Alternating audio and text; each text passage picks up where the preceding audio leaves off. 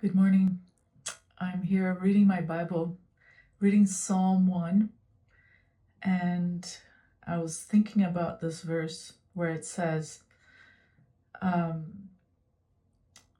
couple of verses in Psalm 1, that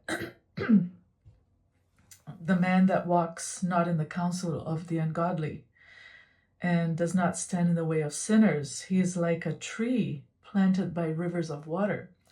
Immediately I think of the Garden of Eden, where there were 2 trees and there were 4 rivers of water. And then it goes on to say about the ungodly. And I think of the tree of the knowledge of good and evil in relation to that. And then it says that the way of the Lord knows the way of the righteous, but the way of the ungodly shall perish.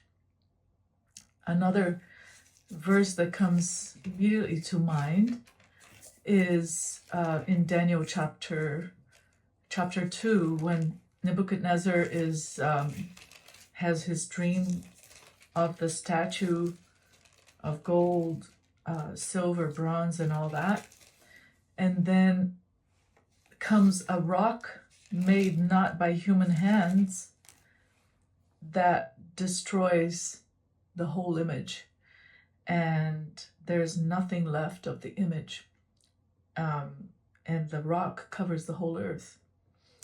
And also, if I put this together with a passage in Revelation where it says the kingdoms of the world have become the kingdom of our God, so we can see that the way of the ungodly, there are clear references to the Garden of Eden, the tree of the knowledge of good and evil, the tree of life, the rivers of water, and that the way of the ungodly, according to that, the way of that tree is going to perish forever. And it's great news, because everything that we can think of that is evil and bad and painful and destructive has come from that tree.